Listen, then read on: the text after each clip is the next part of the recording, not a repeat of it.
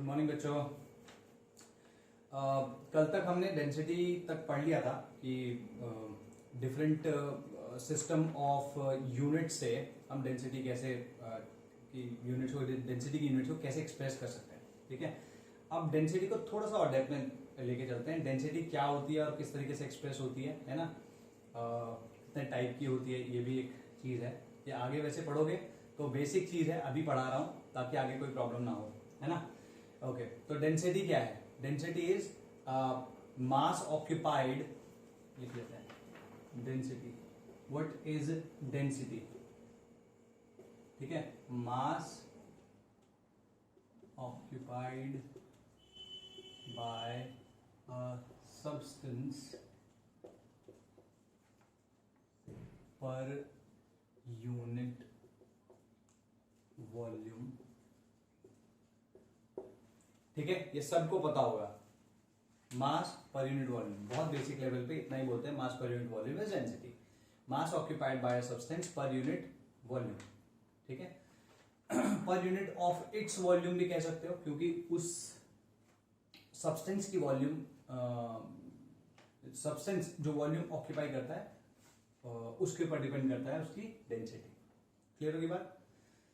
Okay, अच्छा, अगर ऐसा है तो हम इसका फॉर्मूला क्या लिख सकते हैं? डी, अगर मैं डी से डेंसिटी को डिनोट कर रहा हूं तो क्या लिख सकते हैं? D is equal to M upon V. D is equal to M upon V, that is mass per unit volume. ठीक है जी, ओके। नाउ डेंसिटी ये होगी, तो इसकी यूनिट क्या होगी? What will be its unit? Mass है तो एम के एस, मैंने बताया था अभी थोड़ी देर पहले ही, मतलब पिछले लेक्चर में देखा होगा तुमने, नहीं तो एम के एस में मास की यूनिट होगी केजी, वॉल्यूम की यूनिट होगी मीटर क्यूब, तो इसमें इसकी यूनिट होगी केजी पर मीटर क्यूब। ठीक है, सीजीएस की बात करो, सीजीएस की बात करो, सीजीएस में क्या होगा? ये ग्राम हो जाएगा और वॉल्यूम सेंटीमीटर क्यूब में आ जाएगी, तो हम कह सकते हैं ग्राम पर सेंटीमीटर क्यूब। ठीक है, इसमें एक चीज और ध्यान देने वाली है, लीटर होता है, इसकी कन्वर्जन्स भी कर लेते हैं। 1 लीटर, भाई जो दूध देते हो घर पे वो लीटर में आता है कि नहीं? या तेल, वो सब चीजें जो आती हैं वो लीटर में आती है, because litre is a convenient unit of measurement of volume, है ना। 1 मीटर क्यूब इज वेरी, मतलब 1000 litre is equal to 1 metre cube. तो कोई 1 मीटर क्यूब की बात नहीं कर रहा होता दूध के लिए या ये तेल के लिए, at least in general conversations of life. ठीक है, बड़ी बड़ी कंपनीज में तो फिर मीटर क्यूब्स में होता है। जैसे अगर तुमने कभी पेट्रोल का टैंकर देखा होगा तो उसमें लिखा होता है 12,000 लीटर्स या 12 मीटर क्यूब, है ना। तो वहां होता है, लेकिन इसको समझना इसलिए जरूरी है क्योंकि ये पूरी की पूरी केमिस्ट्री में यूज होगा ही होगा। 1 लीटर ये कितना होता है वो अभी छोड़ो, इसकी एक दूसरी यूनिट होती है जिसको हम कहते हैं मिलीलीटर। ठीक है, तो ये होता है 1000 ml, मिलीलीटर। ठीक है, या उल्टा भी लिख सकते हो, 1 ml is equal to 10⁻³ litres, है, किसी भी तरीके से लिख सकते हो इसको। क्लियर है? ओके, नाउ जो 1 लीटर है that is equal to 10⁻³ metre cube, या 1 metre cube is equal to 10⁻³ litres. I am sure कि ये सब चीजें तुमने पढ़ी होगी, just mentioning it over here, क्योंकि एक पर्टिकुलर चीज हमें डिफाइन करनी है, रिलेशनशिप निकालनी है इसमें। अगर मैं तुमसे पूछूं कि ये तो क्लियर हो गया, ठीक है, ये कहां से, 1 मिनट, 1 मीटर क्यूब, हाँ, ये कहां से आया? ये तुम पहले पढ़ चुके हो, नहीं भी पढ़ चुके होगे तो ओके, किसी और टाइम पे अगर फिजिकली प्रेजेंट हो, किसी और का अगर डाउट होता है ऐसा करना, ग्रुप पे डाल देना, मैं उसे समझा दूंगा। Otherwise I think you all know this. Now अब हमें क्या करना है कि अगर मैं 1 m क्यूब को बोल रहा हूं 10⁻³ लीटर्स है, ठीक है, तो मुझे मीटर क्यूब को अगर मुझे ml में एक्सप्रेस करना है, ml में एक्सप्रेस करना है तो कैसे एक्सप्रेस करूंगा? इस लीटर की वैल्यू जो है वो यहां डाल दूंगा, क्या आएगा 1 metre cube is equal to 10⁻³ ठीक है लीटर्स इनटू याद होगा तुम्हें यूनिट फैक्टर क्या होगा इसका, यहां पे अगर इससे मैं यूनिट फैक्टर बनाऊंगा तो unit factor will be 1000 ml upon 1 litre ठीक है। तो यहां क्या होगा 1000 ml अपॉन लीटर, लीटर से लीटर गया तो क्या आएगा 1000 इंटू 1000 10⁻6 ml आ जाएगा, ये आया ना 10⁻6 ml आ जाएगा ठीक है जी। ओके तो मैं सारा मिटा रहा हूं, ये वाला रिजल्ट मैं यहां लिख दूंगा ठीक है। ओके ऐसा करो पहले से जल्दी से नोट डाउन कर लो है ना, 30 सेकंड्स दे रहा हूं, इसको नोट डाउन करो फिर मैं आगे लिखता हूं ठीक है। लिखो इसको जल्दी से।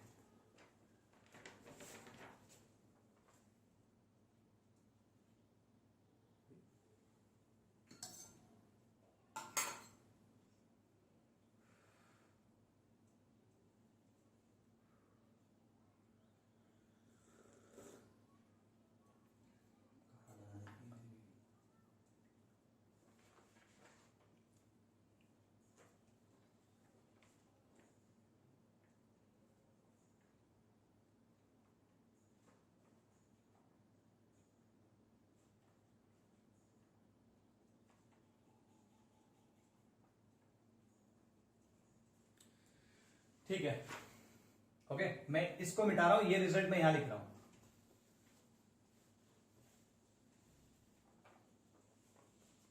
तो हम कह सकते हैं 1 metre cube is equal to 10⁻6 ml millilitres ठीक है जी। अच्छा 1 मीटर इक्वल टू क्या होता है, 1 metre is equal to 100 centimetre, सबको पता होगा ठीक है। तो अगर मैं इसका क्यूब करता हूं ठीक है, इसका क्यूब करता हूं तो इधर भी क्यूब करना पड़ेगा, इसका क्यूब क्या होगा 1 मीटर क्यूब, और मतलब इसका क्यूब कर दूं अगर मैं ठीक है तो 100 का क्यूब क्या हुआ 10⁻2 है ये, तो 10⁻6 हो जाएगा, 10⁻6 सेंटीमीटर क्यूब कह सकते हैं ठीक है। क्लियर हुई ये बात।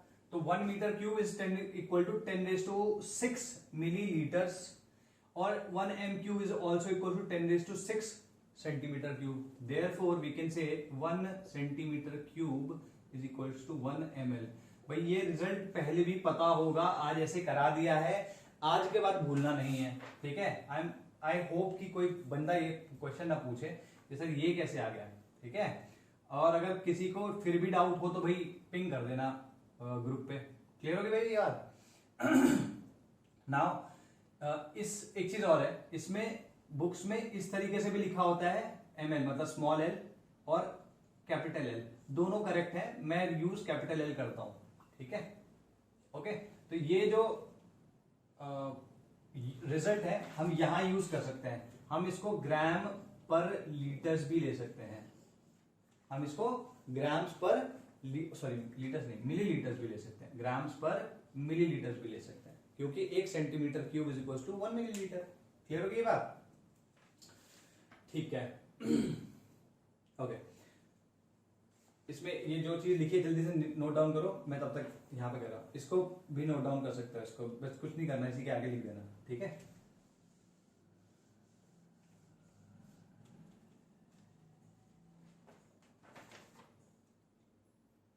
ठीक ओके ठीक है तो आगे की बात करते हैं। इसको मैं मिटा रहा हूं पूरा, ये भी मिटा रहा हूं, जिसे नोट डाउन ना किया हो स्क्रीनशॉट लेके कर ले भाई, वैसे भी ये आगे पीछे कर ही सकते हो उसको वीडियो को ठीक है।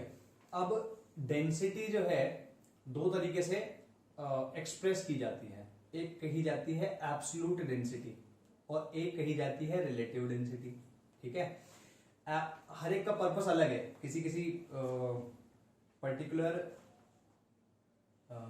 सिचुएशन के अकॉर्डिंग है ना, हम दोनों चीजों को डिफाइन करते हैं। अब एब्सोल्यूट डेंसिटी बोला, एब्सोल्यूट डेंसिटी मतलब which is not relative to anyone ठीक है, जो ग्राम्स या मास पर यूनिट वॉल्यूम आया एग्जैक्टली उसको रिप्रेजेंट एक्सप्रेस कर दिया in any unit that you like ठीक है, जो भी यूनिट उसमें वहां पे यूज होनी होगी उस यूनिट में तुमने उसको एक्सप्रेस कर दिया। क्लियर होगी बात। नाउ रिलेटिव डेंसिटी क्या होगी, वो सब भी लिखवा दूंगा, अभी डेफिनेशन वाइज सब लिखवा दूंगा। रिलेटिव डेंसिटी होगी किसी और सब्सटेंस के relative, density of a substance relative to some other substance.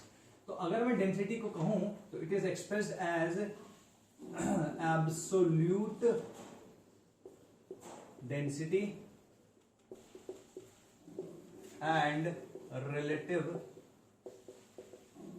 Density. ठीक है जी, absolute density, relative density. Absolute density की डेफिनेशन यही है, मास पर यूनिट वॉल्यूम। ठीक है जी, मास पर यूनिट वॉल्यूम। तो D is equal to m/v और यूनिट क्या आ जाएगी kg per metre cube, kg per metre cube और ग्राम्स पर सेंटीमीटर क्यूब और ग्राम्स पर ml। ठीक है जी, ये तुम्हारा एब्सोल्यूट डेंसिटी होगी।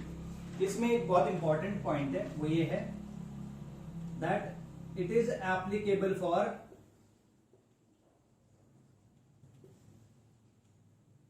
Solids, liquids and gases, all of these.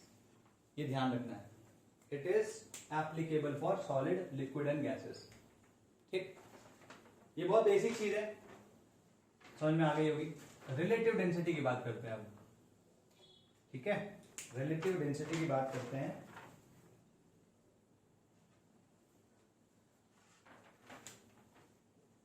Relative density क्या हुई, रिलेटिव डेंसिटी को मैं लिख रहा हूं आर डी, यहां पे एडी लिख देते हैं इसको ताकि क्लियर रहे किसकी बात हो रही है। एडी, R D is equal to density of substance 1 upon density of substance 2। भाई देख लेना, अगर ये छोटा लग रहा हो, बाय चांस समझ में ना आ रहा हो तो बता देना। ठीक है, दोबारा बोल रहा हूं, relative density is equal to density of substance 1 upon density of substance 2। By definition क्या होगा, density of a substance with respect to density of another substance. Clear होगी ये बात। ठीक है, चाहे तो डेफिनेशन भी लिख लो, साथ साथ लिख लो। relative density is the relative density of a substance, relative density of a substance is density of that substance, density of that substance with respect to density of another substance। ठीक है जी, are we clear. तो ये formula लिख लो। Okay, now इसमें क्या होता है कि इसमें जैसे हमने देखा एब्सोल्यूट डेंसिटी में ये तीनों के लिए एप्लीकेबल थी, ये तीनों के लिए एप्लीकेबल नहीं होते, इसमें हमें डिफाइन करना होता है अलग अलग तरीके से। तो फर्स्ट मैं डिफाइन कर रहा हूं सॉलिड्स एंड लिक्विड्स के लिए। ठीक है, फॉर सॉलिड्स एंड लिक्विड्स। ठीक है, for solids and liquids relative density क्या हुई। ठीक है, रिलेटिव डेंसिटी आएगी R D equals to density of substance 1 upon density of, या सब्सटेंस लिखना चाहिए, हमें लिखना चाहिए सॉलिड और लिक्विड 1 अपॉन ऑफ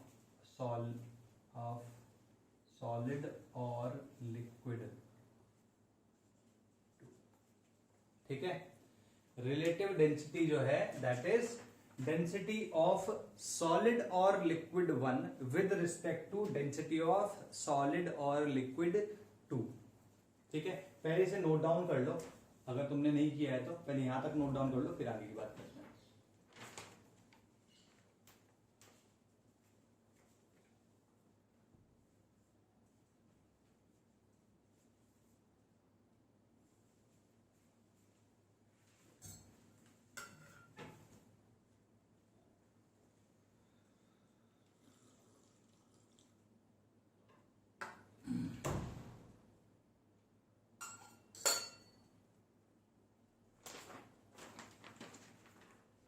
ठीक है, नोट डाउन कर लिया होगा तुम लोगों ने।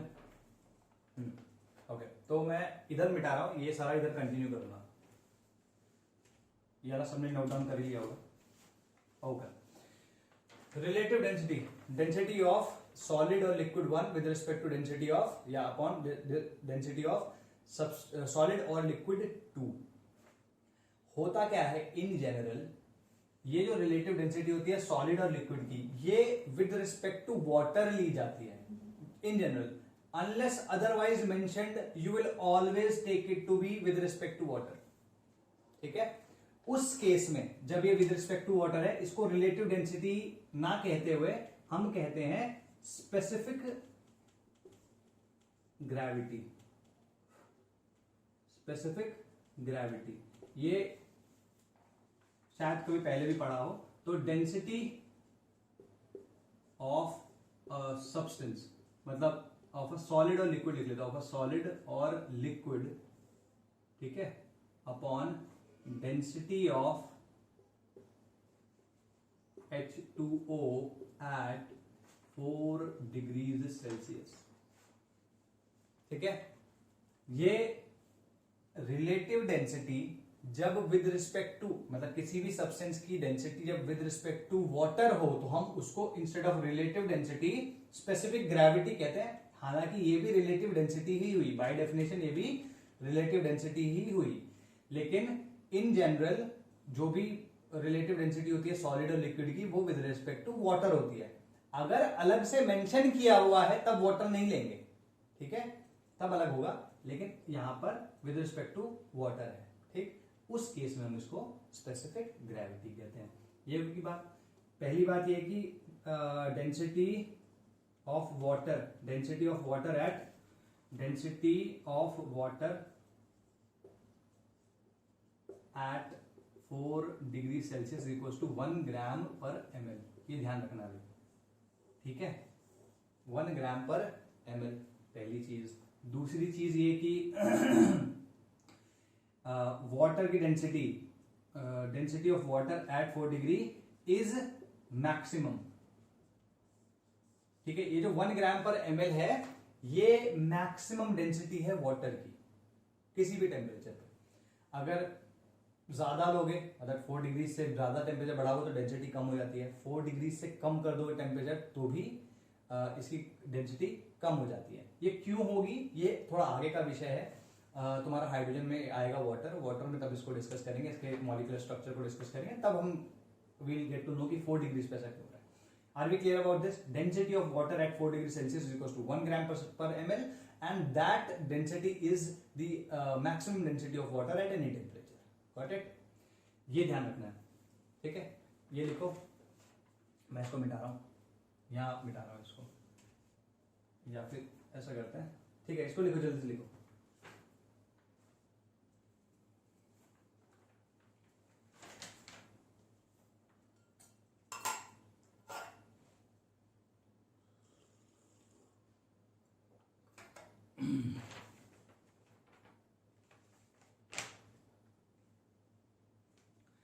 ठीक है,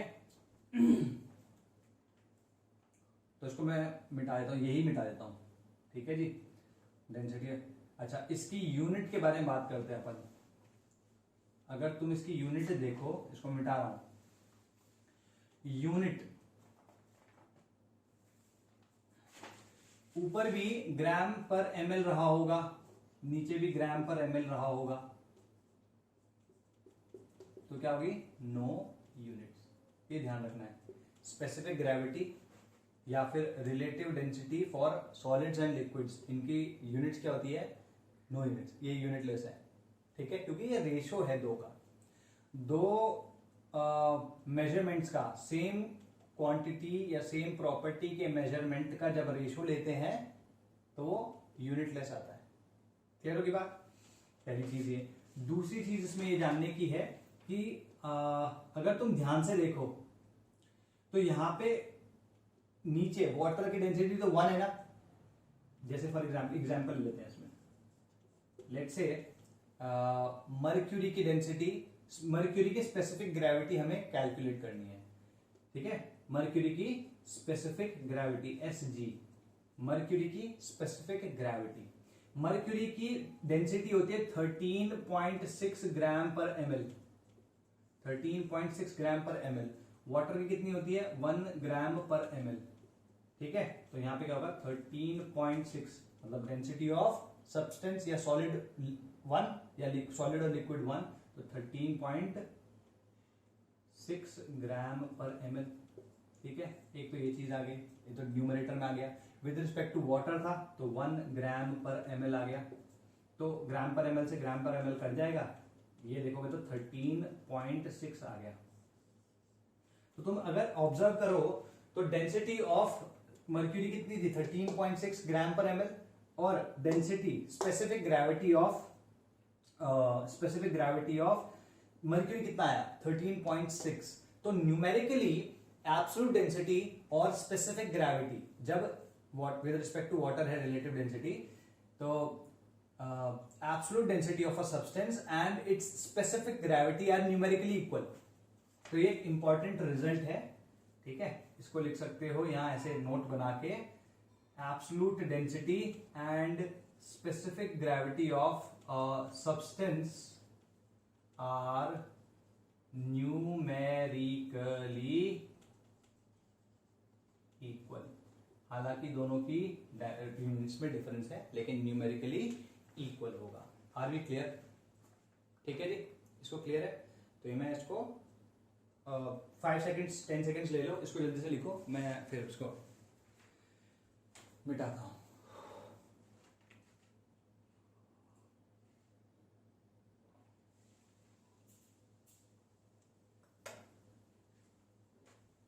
ठीक है,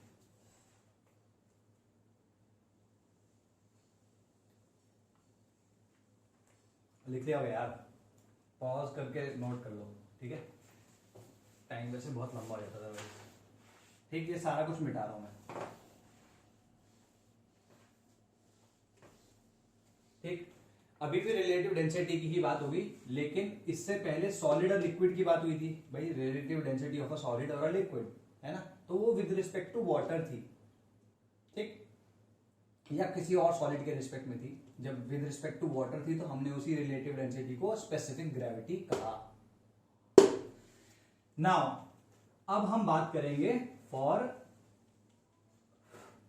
गैसेस। गैसेस के लिए हम बात करेंगे रिलेटिव डेंसिटी की। ठीक है, तो क्योंकि गैसेस की जो डेंसिटी होती है बहुत ही कम होती है, तो उसे किसी भी सॉलिड या लिक्विड के रिस्पेक्ट में नहीं ले सकते।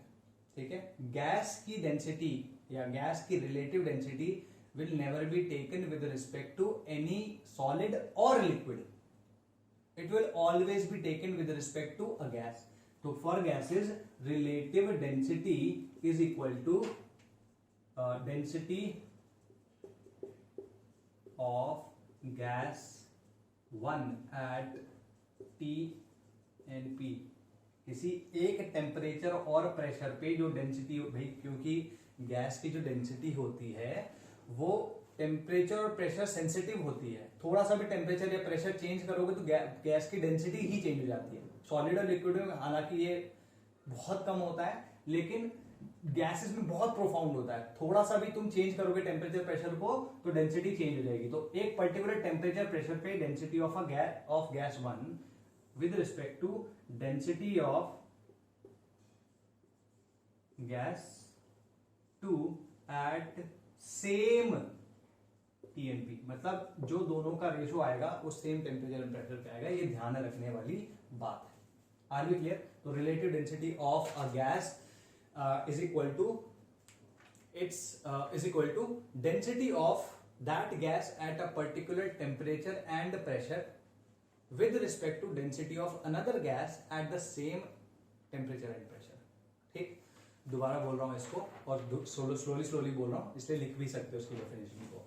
Relative density of a gas is equal to the density of that gas is equal to the density of that gas at a particular temperature and pressure, at a particular temperature and pressure with respect to another gas, with respect to density of another gas with respect to density of another gas at the same temperature and pressure, at the same temperature और pressure. ठीक है, usually बता रहा हूं in general relative density जो होती है वो उसमें गैस 2 जो होती है वो हाइड्रोजन होती है. ठीक है, मतलब या ऐसे कर लेते हैं, for gas 2 equal to hydrogen. इस केस की बात कर लेते हैं. अगर तुम्हें किसी गैस की रिलेटिव डेंसिटी दी है और कुछ और मेंशन नहीं है तो तुम्हें अज्यूम करना है that relative density is with respect to that of hydrogen. Are we clear? ये अज्यूम करना है. अगर मेंशन है तो अलग बात है, नहीं मेंशन है तो हाइड्रोजन. Got it? तो अगर गैस 2 हाइड्रोजन है तब हम रिलेटिव डेंसिटी को कहते हैं वेपर डेंसिटी. तुम बोल रहे हो कि सर हर बार रिलेटिव डेंसिटी का कुछ अलग ही नाम आ रहा है तो उसको रिलेटिव डेंसिटी क्यों कहते हैं? ये एक जेनेरिक टर्म है. ठीक है, और ये दोनों जो मैंने स्पेसिफिक ग्रेविटी यूज किया वो एक स्पेसिफिक टर्म है, वेपर डेंसिटी भी एक स्पेसिफिक टर्म है. तो वेपर डेंसिटी क्या होगी? Density of a gas at T and P, मतलब किसी भी टेम्परेचर और प्रेशर पे at a T and P, at a कर दो इसको भी, at a T and P, density of H2 at same T and P. ये ध्यान रखना है. ठीक है, तो vapour density of a substance या sorry vapour density of a gas, vapour density of a gas is equal to the density of that gas, is equal to the density of that gas at a particular temperature and pressure with respect to, at a particular temperature or pressure with respect to density of hydrogen at that temperature and pressure. Density of hydrogen at that temperature and pressure. ठीक है जी, ये note down हो ही गया होगा. मैं ऊपर वाला delete कर रहा हूं, मिटा रहा हूं. ठीक है, एक पर्टिकुलर चीज इसमें बतानी है. वेपर डेंसिटी इन जनरल, अगर किसी की वेपर डेंसिटी की बात हो रही है, किसी भी गैस की वेपर डेंसिटी की बात हो रही है तो उसको हम हमेशा लिख सकते हैं molar mass of that gas upon 2.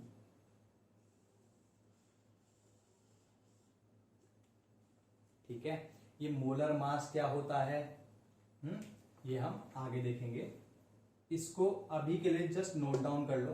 ठीक है, जब मैं तुम्हें मोलर मास समझा दूंगा तब तुम्हें इसका मतलब दोबारा से बता दूंगा वहां पे नोट बना के. Are we clear about this? Vapour density equals to molar mass of a gas upon 2. ठीक, इतना अभी के लिए ध्यान रखना है. इसकी भी कोई यूनिट नहीं होगी तो ये क्या होगा? No units. ठीक है जी, इतना ध्यान रखना है.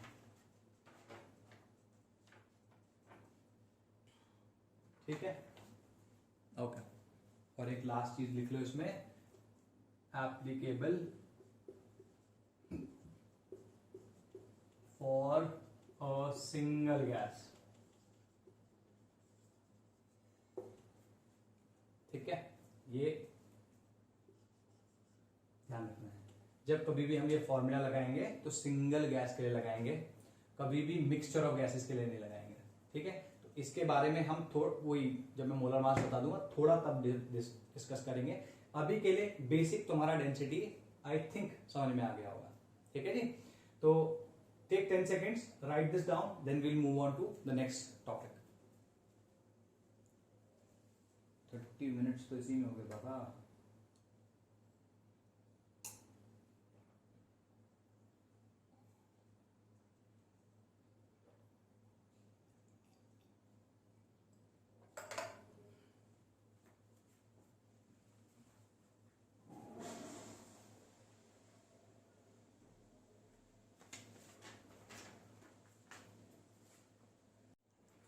ठीक है भाई, टेम्परेचर के बारे में बात करते हैं.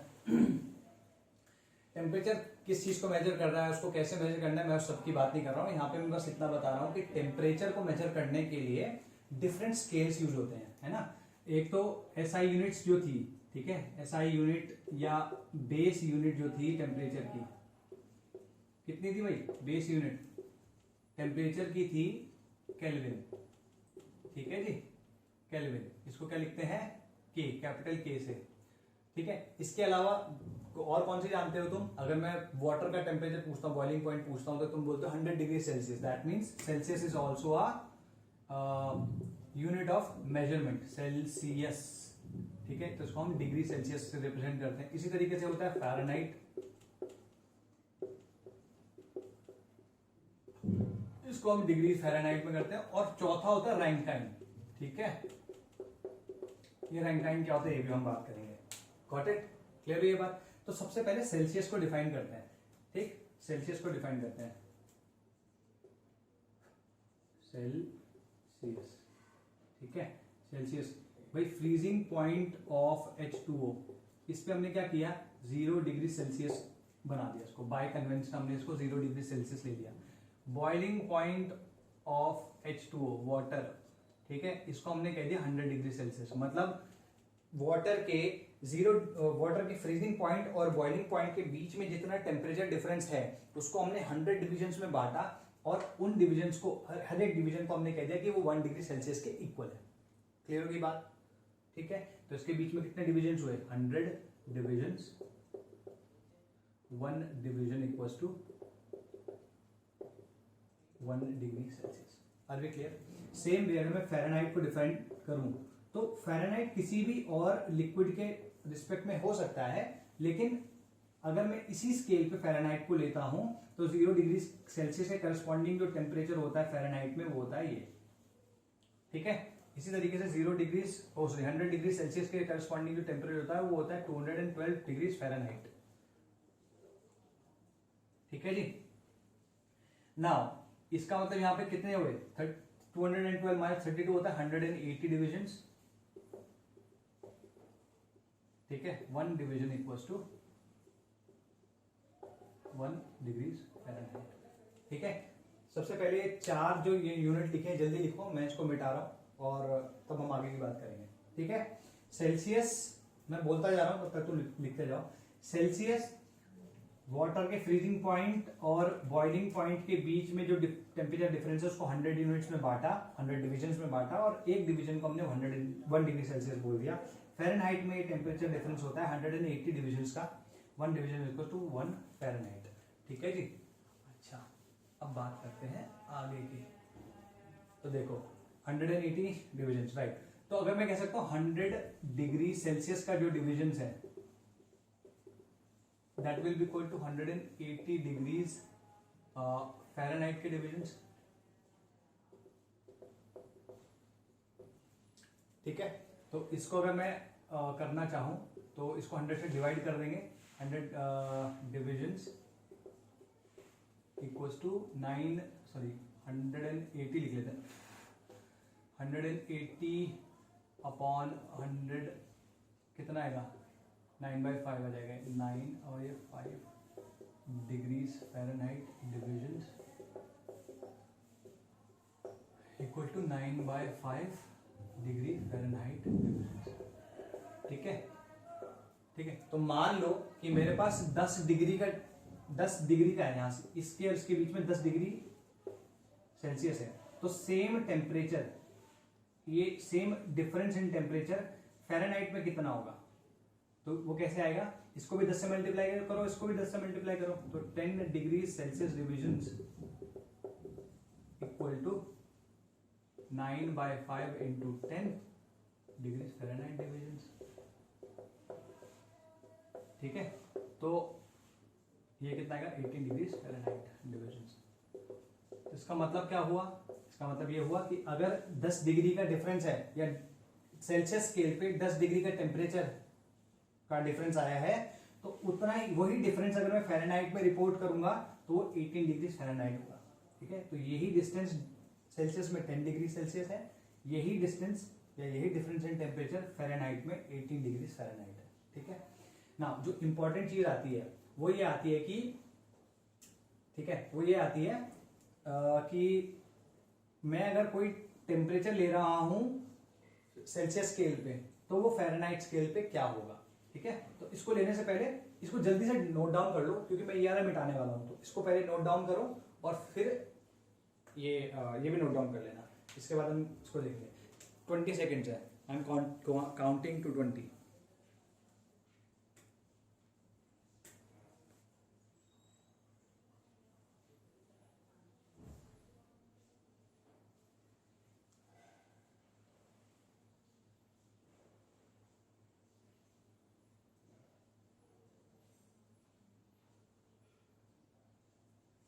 ठीक है जी, तो ये अगर नहीं किया होगा तो प्लीज इसको पॉज करो, लिखो।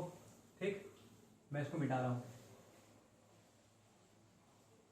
ठीक है, तो इसको हम बहुत सिंपल तरीके से समझते हैं। लेट्स से कि मैं 1 डिग्री सेल्सियस की बात कर रहा हूं, 0 से जस्ट 1 डिग्री आगे 1 डिग्री सेल्सियस, तो एक्चुअली में 1 डिग्री सेल्सियस, ठीक है, इसके करस्पॉन्डिंग जो फ़ारेनहाइट टेम्परेचर होगा वो यहाँ सेम आएगा। तो ये डिफरेंस कितना है इन दोनों के बीच में? सेल्सियस स्केल पे 1 डिग्री सेल्सियस है, फ़ारेनहाइट स्केल पे कितना होना चाहिए फिर? 1 degree into 9/5, therefore 1 degree Celsius is equal to 9/5 into 1 degrees Fahrenheit. अगर मैं सेंटीग्रेड स्केल और फ़ारेनहाइट स्केल की बात कर रहा हूं तो 1 degree Celsius will correspond to 9/5 degrees Fahrenheit. ठीक है, सेम चीज मैं 2 डिग्रीज के लिए कर लेता हूं। 2 डिग्रीज कितना आएगा? 9/5 2 डिग्रीज फ़ारेनहाइट, है ना? 0 है ना ये? अच्छा एक सेकेंड रुको, एक चीज तो मैं भूल गया। अच्छा, 1 डिग्री फ़ारेनहाइट ये जो डिफरेंस है, ठीक है, ये कितना है तुम्हारा फ़ारेनहाइट स्केल पे 9/5 डिग्रीज फ़ारेनहाइट। लेकिन तुम ये देखो कि इसका तो 0 है, तो 0 से +1 करके तो मैं 1 डिग्री सेल्सियस पे आया। ये टेम्परेचर कैसे आएगा? 32 डिग्री फ़ारेनहाइट पे मैं 9/5 डिग्री फ़ारेनहाइट ऐड करूंगा, तो मुझे 32 भी ऐड करना पड़ेगा। ठीक है, क्लियर हुई ये बात?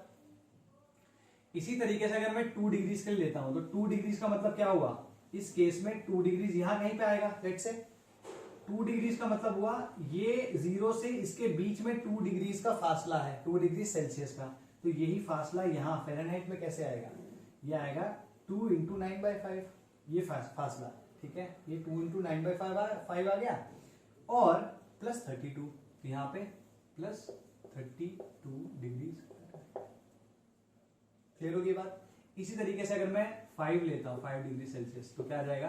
5 डिग्री सेल्सियस करस्पॉन्ड्स टू लिखना चाहिए हमें, इक्वल टू नहीं, करस्पॉन्ड्स टू 9/5 इंटू 5 प्लस 32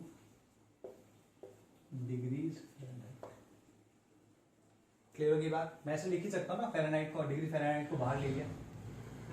इसी तरीके से मैं 10 डिग्री की बात करता हूँ, that corresponds to 9/5 into 10 plus 32 degrees Fahrenheit. यह आ जाएगा?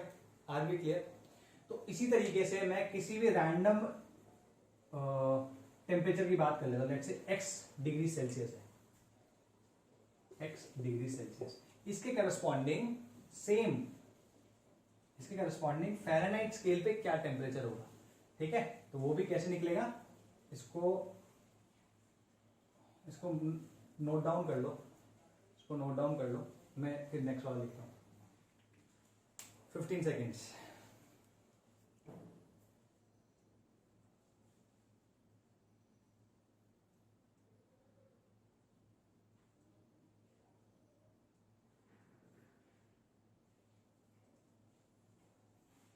ठीक है, तो इसको मैं मिटा रहा हूं।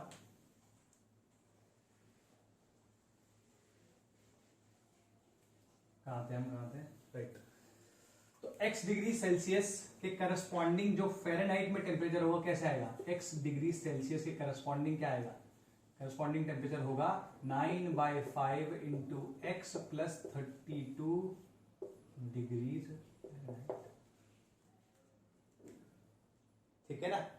तो जो फॉर्मूला आएगा यहां से वो आएगा Fahrenheit is equal to 9/5 into degree Celsius plus 32 Celsius कर लेते हैं। मतलब फ़ारेनहाइट का जो स्केल है उस पे अगर हमें कोई करस्पॉन्डिंग टेम्परेचर निकालना है विद रिस्पेक्ट टू सेल्सियस, तो हम कैसे निकालेंगे? इसका जो भी वैल्यू है सेल्सियस स्केल में उसको 9/5 से मल्टीप्लाई कर देंगे और उस पर 32 ऐड कर देंगे, तो जो वैल्यू आएगी वो corresponding to Fahrenheit temperature Fahrenheit scale होगी। या फिर अगर हमें इसको फ़ारेनहाइट में दिया हुआ है और सेल्सियस में कन्वर्ट करना है तो हमारे पास आएगा F-32 डिवाइडेड बाय या इंटू 5/9। ये ध्यान रखना, ये आएगा। क्लियर होगी बात? ये फॉर्मूले याद रख लेना, इंपॉर्टेंट है। ठीक, okay. Now let's talk about, ये दोनों के दोनों डिफाइन हो गए। अब मैं डिफाइन करता हूं सेल्सियस और केल्विन के बीच में टेम्परेचर। बाय चांस किसी को अगर ये समझ में ना आया हो तो पिंग कर देना मेरे को ग्रुप पे, ठीक है जी। इसको मैं मिटा रहा हूं अभी, ऊपर वाला लिख लो, मैं नीचे वाला तो तुम लिख ही चुके हो, उसको मिटा रहा हूं।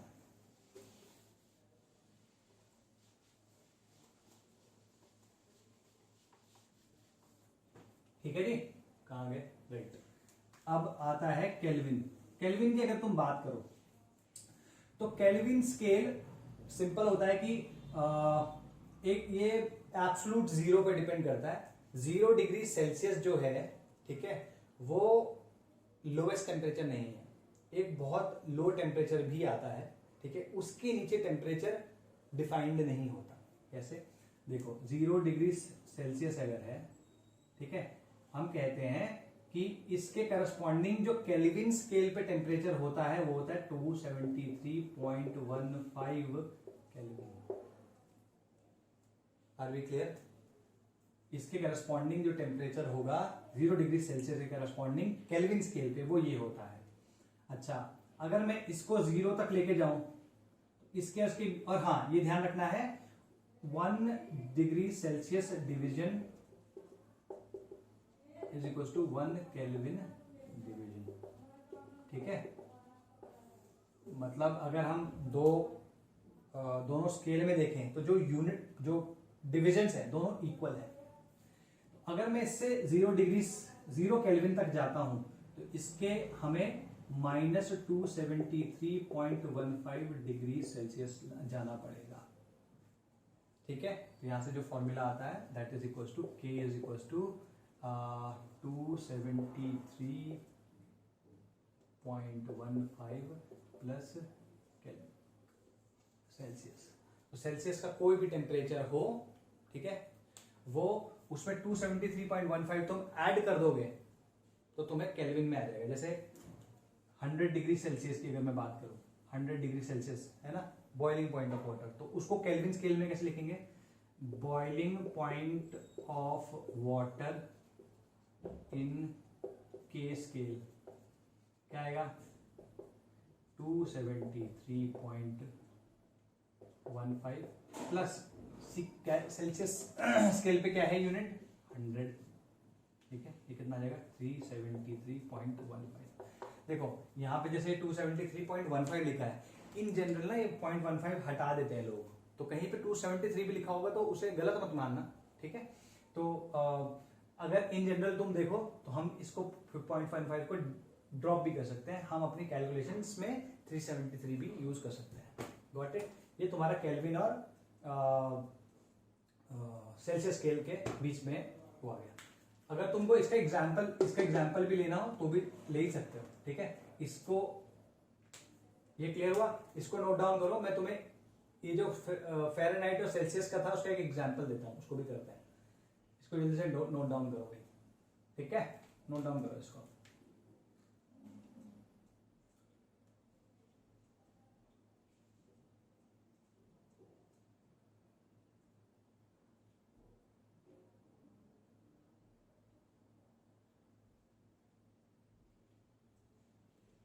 ठीक है, तो 0 केल्विन के करस्पॉन्डिंग जो डिग्री सेल्सियस में टेम्परेचर है वो ये होता है।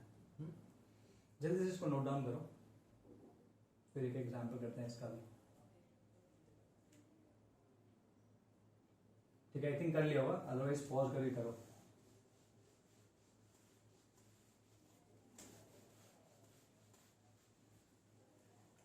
इसका एग्जाम्पल ले लेते हैं। लेट्स से मैं कहता हूं मेरे पास 50 डिग्रीज सेल्सियस है, इसको फ़ारेनहाइट में कन्वर्ट करना है मेरे को, डिग्रीज फ़ारेनहाइट में। तो कुछ नहीं करना, ये वाला फॉर्मूला यूज कर लेना है। फ़ारेनहाइट डिग्रीज फ़ारेनहाइट जो होगा वो इक्वल टू कितना होगा, 9/5 इंटू सेल्सियस पे कितना था, 50 था।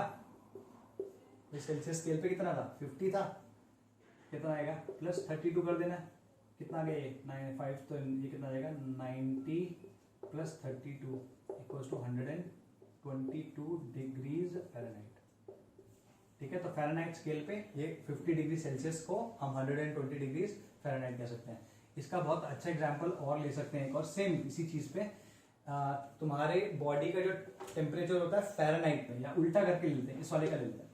तुम्हारी बॉडी का जो टेम्परेचर होता है फ़ारेनहाइट में वो कितना होता है, that comes out to be equal to 98.6 degrees Fahrenheit बोलते हैं। ठीक है, temperature of a healthy body, ठीक है, that is equal to 98.6 degrees Fahrenheit. ठीक है, इसको हमें सेल्सियस में कन्वर्ट करना है, तो कैसे करेंगे, C will be equal to, Celsius वाले में इक्वल टू कैसे आएगा, 5/9 इंटू 90। F की जगह क्या लिखेंगे, जो फ़ारेनहाइट स्केल पे हमारे पास वैल्यू है 98.6 डिग्रीज फ़ारेनहाइट, या अभी डिग्री से हटा दो, -32 इंटू 5/9। ठीक है, ये कितना आएगा 2, 6 and 6, तो ये आ जाएगा 5/9 into 66.6, it comes out to be equal to 37 degrees, sorry degrees, हाँ सेल्सियस में, क्योंकि फ़ारेनहाइट में हमें दिया था, हमें सेल्सियस में कन्वर्ट करना था, तो 37 डिग्रीज सेल्सियस आएगा। ठीक है, तो इस तरीके से ये वाला फॉर्मूला यूज होगा। इससे पहला वाला तुम देख ही चुके हो। अब एक और है, ये रिकॉर्ड हो भी रहा है कि नहीं हो रहा है, हाँ जी रिकॉर्ड तो हो रहा है।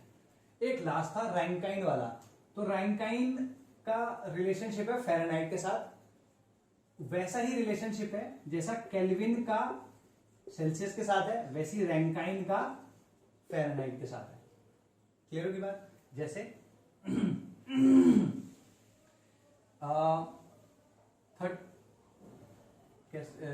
फ्रीजिंग पॉइंट ऑफ H2O, इसको हमने फ़ारेनहाइट स्केल पे कितना बोला, 32 डिग्रीज फ़ारेनहाइट। ठीक है जी, अच्छा, इस पे रैंकाइन में एक टेम्परेचर होता है, ठीक है, कितना होगा वो उसको छोड़ो कि वो कितना होगा, इसको फिर हम लेके जाएंगे एब्सोल्यूट जीरो तक। इसको हम लेके जाएंगे किसके पास, एब्सोल्यूट जीरो। ठीक है, एब्सोल्यूट जीरो पे अगर जीरो रैंकाइन की मैं बात करूंगा, तो जीरो रैंकाइन में क्या होगा, इसके जो डिविजन्स हैं, इसके डिविजन्स सेम होंगे दैट ऑफ जो फ़ारेनहाइट स्केल के थे। फ़ारेनहाइट स्केल के डिविजन्स इसके डिविजन्स के सेम होंगे। इस एब्सोल्यूट जीरो और फ्रीजिंग पॉइंट ऑफ वाटर के बीच में अगर तुम ध्यान से देखो तो 273.15 डिग्री सेल्सियस का फासला था। तो अगर मैं इसे फ़ारेनहाइट में कन्वर्ट करूंगा तो इसको मैं क्या करना पड़ेगा, ये डिविजन्स है यहाँ, ये एब्सोल्यूट वैल्यू नहीं है, ये डिविजन्स है। तो मैं क्या करूंगा इसको, या ऐसा करते हैं इसको समझने के लिए, इसको दूसरे तरीके से कर लेते हैं। ठीक है, पहली बात तो ये है जो केल्विन और सेल्सियस के बीच में रिलेशनशिप है वही रैंकाइन और फ़ारेनहाइट के बीच में रिलेशनशिप है। ये जो रैंकाइन है इसका जीरो एक्चुअली में जो एब्सोल्यूट जीरो होता है उसको करस्पॉन्ड करता है। Zero of the Rankine scale is corresponds to the absolute zero temperature. ठीक है, तो इसको करते हैं किस तरीके से, देखो भाई, ये हो गया एब्सोल्यूट जीरो और ये हो गया फ्रीजिंग पॉइंट ऑफ H2O। इन सबको मिटा देते हैं। ठीक है, फ्रीजिंग पॉइंट ऑफ H2O। तो यहाँ पर अगर मैं 0 डिग्री सेल्सियस ले रहा हूँ, यहाँ सॉरी यहाँ पे 0 डिग्री सेल्सियस नहीं, यहाँ पे -273.15 डिग्री सेल्सियस है और ये 0 है। अगर मैं इसे केल्विन में लेता हूँ तो केल्विन में कैसे आएगा, यहाँ 0 आ जाएगा, यहाँ 273 केल्विन आ जाएगा, 273। चलो ठीक है, अभी ऐसा करता है फॉर द सेक ऑफ देते हैं, गलत तुम कंफ्यूज ना हो जाओ, 0.15 केल्विन, ठीक है। अच्छा मैंने क्या कहा, 0 ऑफ दिस, अगर मैं इसको इस वाले को फ़ारेनहाइट में कन्वर्ट करूं, यहां पे फ़ारेनहाइट कितना है 32 डिग्री फ़ारेनहाइट, ठीक है। तो इसके करस्पॉन्डिंग 0 क्या होगा भाई, एब्सोल्यूट 0 के करस्पॉन्डिंग फ़ारेनहाइट में क्या टेम्परेचर आएगा, वो कैसे कैलकुलेट करेंगे, F = 9/5 इंटू ये डिफरेंस कितना है भाई 273 का, यहां कितना आ जाएगा, एक मिनट सॉरी, ये जो टेम्परेचर है एब्सोल्यूट 0 पे डिग्री सेल्सियस में -273 है, तो यहाँ पे -273.15 आएगा प्लस 32 आ जाएगा, ठीक है। This will come out to be equal to 273.15 into 1.8, कितना आएगा ये,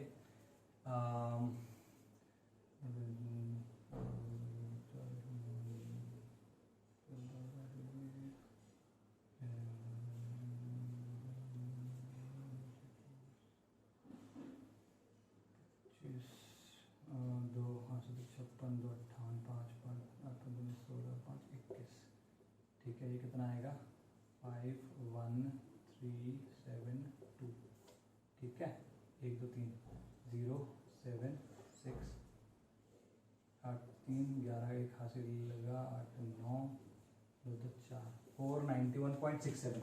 तो ऑन फ़ारेनहाइट ये क्या आएगा -491.67 प्लस 32, इस पर अगर 32 प्लस कर दूं मैं तो कितना आएगा,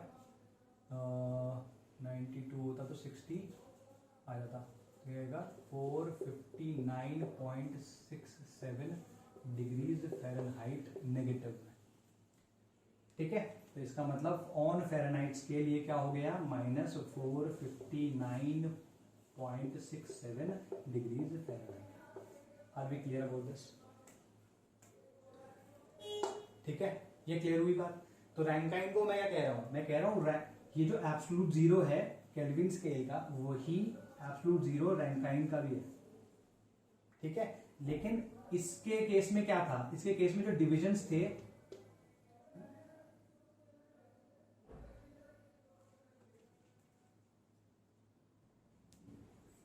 हाँ जी ओके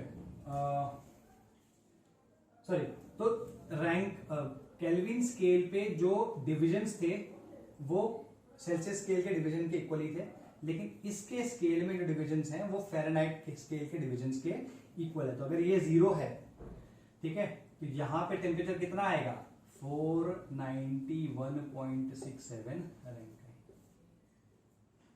ठीक है। मतलब इन्हीं को ऐड करते हुए, मतलब इससे अगर हम आगे चलेंगे तो जहां पे 32 डिग्री सेल्सियस है वहां पे 491.67 रैंकाइन आ जाएगा, ठीक है। तो अगर हम रैंकाइन को फ़ारेनहाइट में कन्वर्ट करेंगे तो कैसे करेंगे, फ़ारेनहाइट, एक सेकंड को, रैंकाइन को हमें फ़ारेनहाइट में कन्वर्ट करना है ना,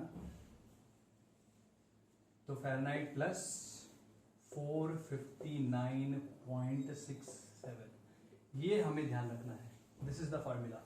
रैंकाइन और फ़ारेनहाइट के बीच में जो रिलेशनशिप है वो ये है, ठीक है। इसका एब्सोल्यूट 0 पे रैंकाइन स्केल पे ये 0 आएगा और फ़ारेनहाइट स्केल पे -459.67 डिग्रीज, ठीक है। तो ये तुम्हारे टेम्परेचर के 4 स्केल्स हो गए, इनको आराम से समझो, इनके ऊपर कुछ क्वेश्चंस मैं डाल दूंगा, ठीक है। तो ये टेम्परेचर हो गया, बाय बाय। अब इसके बाद नेक्स्ट जो है हमारा, इट इज अनसर्टेन, मेजरमेंट के ऊपर बात करेंगे, ठीक है, मेजरमेंट के ऊपर बात करेंगे। चलो बाय।